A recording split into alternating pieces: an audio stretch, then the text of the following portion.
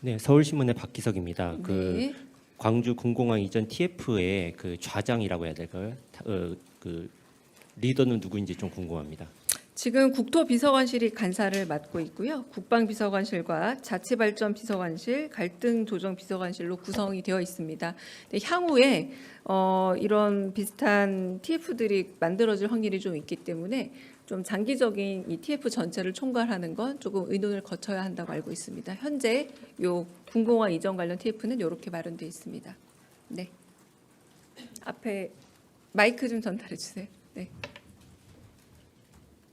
OBS 최한성인데요. 비슷한 TF가 만들어질 거라는 건 이런 갈등 사안들에 대해서 대통령님께서 앞으로도 계속 좀 개입을 하시면서 조정력을 하시겠다는 의도이신지 여쭙고 싶습니다.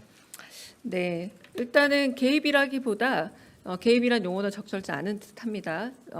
꼭 그 중앙 정부가 힘을 좀 더 보탠다거나 대통령실이 굳이 갈등 조정에 들어갈 필요가 없는 문제는 가지 않아도 되겠죠. 그러나 꼭 필요한 부분, 가령 10여 년이 넘도록 지금 이 문제처럼 좀 복합적인 문제가 관련되어 있을 때에는 아마 어제처럼 타운홀 미팅 형식 같은 것들이 계속이 되고 거기서 직접적으로 민원을 청취한 다음 그래서 사회적 갈등 구조에 있어서 해결에 대통령실의 도움이 필요하다고 생각이 하면 만들어질 확률이 있다라는 거고요. 이거는 어디가 만들어질 예정이다라기보다 그런 경우 타운홀 미팅도 계속될 확률이 있고 그렇다면 만들어질 가능성도 있다 정도의 가능성으로 보시면 맞을 듯합니다.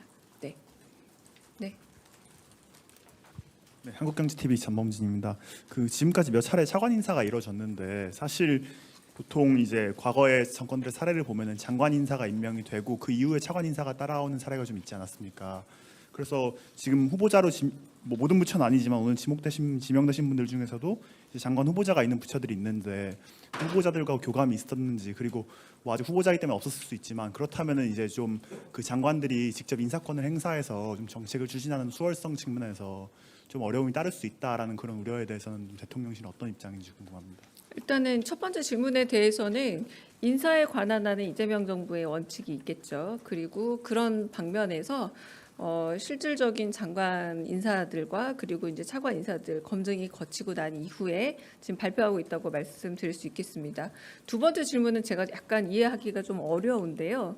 뭐 장관 지명 후보자들과 교감이 있었냐는 얘기라고 이해하면 되겠습니까?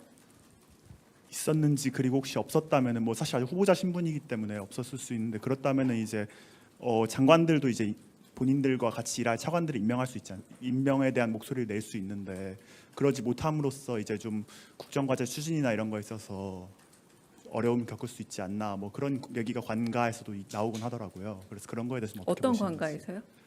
이제 세종 관가. 세종 관가에서요? 예. 어떤 부처에서요? 그거를 제가 말씀드리기는 좀 어렵죠. 제가 말씀드리기 어려운 네네. 부분이고 일단은 인사 문제에 대해서는 인사권자의 고민과 여러 가지 상황 판단 있지 않았을까라는 생각이 들고요. 장관은 제가 알기로 아직 후보자로 알고 있습니다. 내정자고 인사청문회도 거쳐야 하는 걸로 알고 있기 때문에 그 부분에 대해서는 제 판단에는 확인해 볼 여지도 별로 없을 것 같긴 한데 한번 확인은 해보겠습니다. 네, 저 매체가 어디신지 좀 네. 안녕하세요. 오마이뉴스 이경태 기자입니다. 어제 국정기획위에서 부동산 대책과 관련해서 단기적 대책 같은 경우에는 대통령실과 정부 그리고 국회가 해야 될 것이다라고 했거든요. 여기 관련해서 대통령실에서 부동산 대책 관련해서 좀 논의를 하고 있는 단위가 있는지 아니면은 대통령께 보고가 올라간 것들이 있는지 좀 궁금합니다. 네, 그건 좀 더 확인이 필요한 상황이라고 알고 있고요. 네, 확인이 된 이후에 말씀드리겠고 아마 뭐 확인이 된 이후도 뭐 관련된 그런 부처에서 혹은 관련된 처에서 먼저 브리핑이나 뭐 말이 있지 않을까 싶습니다. 현재로서는 좀 확인해 볼 사항으로 판단됩니다. 네. 네. 저 뉴스원의 한재준 기자인데요. 그 대통령께서 저번 수보 회의에서 이제 뭐 환율이나 유가 문제 언급하시면서 좀 대책 세워달라고 좀 제시도 하셨는데 오늘 회의에서도 좀 후속 조치에 대한 뭐 좀 논의가 있었을지 궁금하고요. 그리고 이제 뭐 그 경제 문제가 좀 시급한데 저희 지금 어떻게 보면은 경제 컨트롤 타워 격인 뭐 부총리 인선이 아직 안 됐는데 뭐 이번 주 안에 좀 낼 수 있을지 그것도 좀 답변 부탁드리겠습니다. 네, 첫 번째 말씀 같은 경우는 그 당시에 이제 중동 우리가 사태라고 부를 만한 좀 격변의 사건들이 있었던 시절로 기억이 나서 그래서 그 문제와 관련해서 혹시나 있을 유가 변동과 그리고 전체적인 환율의 변이에 대해서 추적하고 보고하라라는 말씀으로 이해가 됐고 그렇게 말씀을 하셨습니다. 근데 그 부분에 대해서 약간 잠정적으로 위험이 좀 해소된 상태가 좀 되지 않았습니까? 그렇지만 장기적으로 봤을 때 경제적인 변동 사항에 있어서의 국제 변화에 대해서는 추적하겠지만 아까 말씀하신 것처럼 당장 오늘 보고가 필요한 사안은 아닌 걸로 조금 정리가 된 듯합니다. 그리고 두 번째 같은 경우는 경제부총리뿐만 아니라 남은 내각에 대해서는 지금 빠른 속도로 지금 점검 중이고 그리고 한편으로는 그 내부적으로도 좀 살펴보고 있는 상황이라 그래도 너무 늦지 않은 선에서 아마 인선 발표, 내정자나 혹은 후보자 발표가 있지 않을까 생각은 하고 있습니다. 이것도 역시 구체적인 일정이 만들어지면 그때 공지를 하는 걸로 하겠습니다. 네, 네, 먼저 하고 다음에 드리겠습니다. 네. 네, 안녕하세요. 저 KBS 방준원인데요. 그러니까 어제 그 타운홀 미팅에서 로스쿨이랑 사법 시험 얘기가 나왔는데 대통령께서도 점심에 이렇게 식사를 하시다가 얘기가 나왔다고 말씀을 하셨는데 어떤 맥락에서 말씀하셨는지 좀 궁금하고요. 그리고 대통령님이 어제 검토도 말씀을 하셨는데 혹시 이후에 조금 후속으로 조치가 된 게 있는지 좀 궁금합니다.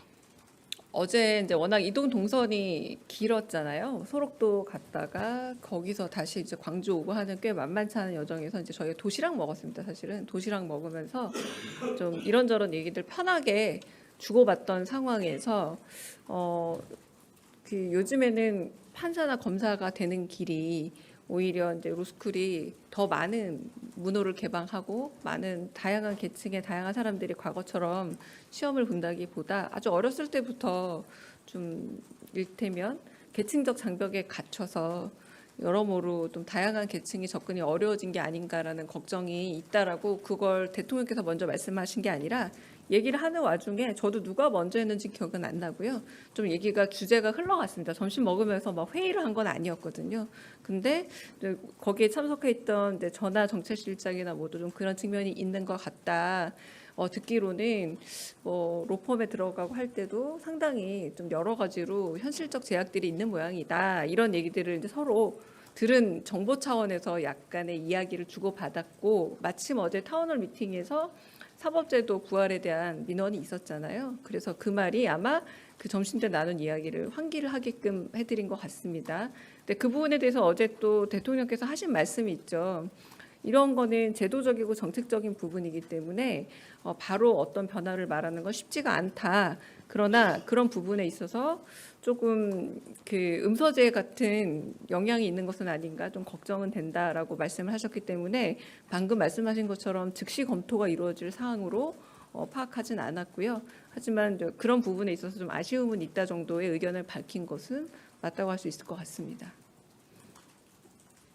네, 마지막 질문. 여기 질문 네. 먼저 받고 하겠습니다. 네. 안녕하십니까. 뉴스웍스 이한익입니다. 어제 타운홀 미팅에서 대통령께서 전국적으로 지역 주택 조합 문제가 심각하다고 하시면서 대통령실 차원에서 실태 조사를 지시했다고 하셨는데 어떻게 진행되고 있고 어떤 조치가 이루어지고 있는 건지 궁금합니다. 네, 그 문제는 사실상 대선 후보 시절에서 경청 투어를 할 때도 어딜 가나 꼭 한 분씩 그 문제들에 대한 좀 토로가 있었습니다. 어느 지역에 가나 한두 분씩 꼭 그렇게 계약서를 들고 와서 지금 여러 이제 분양에 있어서의 문제가 있다라는 걸 좀 파악하신 상태였기 때문에 지금 전수조사 내지는 그런 부분에 대해서 정책실장에게 지시한 상황이고요. 그건 제가 말씀드렸다시피 전수조사 및 여러 가지 상황들이 필요하기 때문에 바로 결과가 나오긴 조금 시간이 걸리지 않을까 싶지만 전수조사 착수했다라는 것만 말씀드리겠습니다. 네, 여기 네. 네, 안녕하세요. 조선비즈 이슬기입니다. 어제 대통령께서 그 타운홀 미팅에서 군공항 부지 판매 차익 예상치를 이제 물으셨는데 지자체 간에 답하는 수치도 달랐고 또 최근 수치는 아예 안 나와서 대통령께서 좀 이러니 불신이 생기죠라고 좀 강조하셨던 걸로 기억합니다. 그래서 앞으로 TF에서 요 구체적인 조사도 실시하고 그 수치 같은 거를 언론의 브리핑 통해서 좀 알려주실 계획이신지도 여쭙고 싶습니다. 그 나중에 브리핑 통해서 알려줄지에 대해서는 지금 말씀드리기 어렵지만 말씀드린 것처럼 어제 이제 8천억과 1조 사이 2천억 정도의 차이도 있었고 그리고 소음 피해 같은 경우는 조사 시점이 꽤 과거였기 때문에 다시 한번 한다라는 측면이 있어서 그런 부분에서 저희가 TF 구성에 다양하게 국토도 들어가고 국방도 들어가고 갈등 조정도 들어가고 그리고 육자 협의체 안에도 국토부, 기재부, 광주시, 전남도, 무안군이 다 들어간 겁니다. 그래서 그런 부분에 대한 합리적인 결과치를 얻기 위해서 다시 한번 수치도 점검할 예정이라고 저도 알고 있고요. 그 결과에 대해서는 아마 정확히 예고를 하기는 어려우나 그래도 뭐 브리핑 같은 것들이 있을 수 있지 않을까 싶긴 합니다. 네, 마지막 질문으로 제가 네.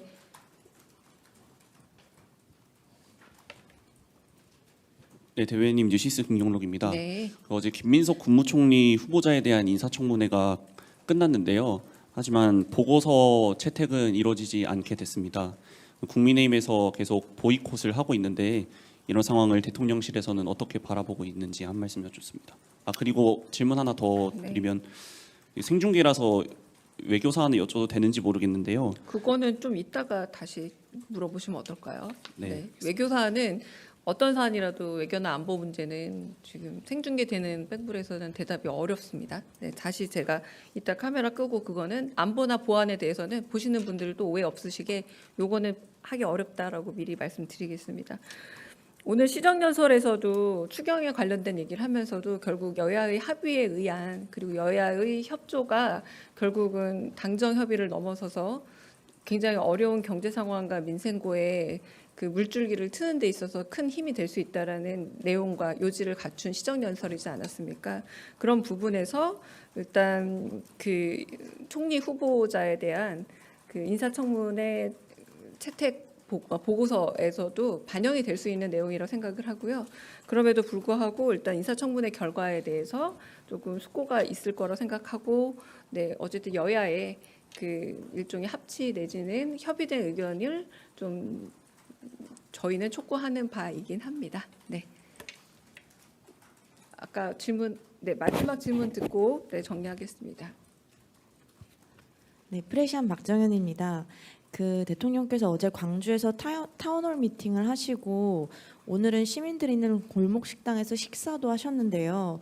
그 전격적인 대민 소통을 이어가시게 된 배경이 좀 궁금하고 또 오늘 여론조사 결과 보면 국정 지지율이 62%를 기록했는데 어떻게 보셨는지도 궁금합니다. 네, 이재명 대통령께서는 취임 당시보다 더 지지율이 높은 대통령이 되겠다라는 포부를 밝히시기도 했습니다. 그리고 한편으로는 공약으로 내세운 부분에 대해서 하나하나 그 점검해 가면서 좀 이룰 수 있는 부분들은 속도감 있게 이루겠다라고 지금 계속 표방하고 계시고요. 무엇보다 오늘 시정연설은 다름 아닌 민생과 경제를 살리기 위한 추경 예산에 대한 국회의 도움을 요청하는 자리였습니다. 근데 무엇보다 이 추경을 통해서 결국 활성화되는 것은 소비력이 높은, 그러니까 받은 지원금을 대부분 소비에 쓸 수밖에 없는 시민들, 평범한 서민들이 훨씬 더 혜택을 보고 그로 인해서 경제 활성화의 마중물이 될 수 있다라는 의미고요. 그래서 골목 식당에 많은 서민들과 시민들이 찾는 그런 노포 식당을 찾아서 이제 예고 없이 가셨습니다. 이제 경호 인력들이 대거 원래 움직여야 하는데 최소한의 경호 인력만과 함께 식사도 하시고 커피 혹은 이제 후식을 드시면서 좀 이런 방식으로 골목 식당 혹은 골목 경제가 활성화되어야만 이게 마중물이 돼서 경제를 살 수 있다는 그런 시그널로 보시면 될 것 같고요. 그래서 국회 도움도 요청했지만 한편으로는 그 몸소 조금 이런 표현도 하셨는데요. 그러니까 좀 집들이 인사 오듯이 이 용산에 오신 만큼 이 주변에 상인들을 직접 찾아뵙고 인사를 드리고 싶었다라는 말씀도 있었습니다. 여기까지 하고 네, 혹시 카메라 이제 꺼지면 아까 질문 받도록 하겠습니다.